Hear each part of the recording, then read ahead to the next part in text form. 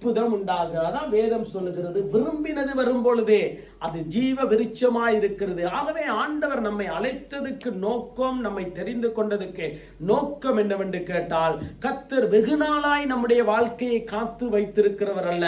வெகு நாளாய் நம்முடைய வாழ்க்கையிலே அந்த காரியங்கள் இருந்தாலும் அதை அற்புதமாய் கர்த்தர் நடத்துகிறதுக்கு போதுமானவராயிருக்கிறார். வேதத்திலிருந்து பாருங்க, இன்றைக்கு நீங்கள் எடுத்து வச்சுக்கொள்ளுங்கள்.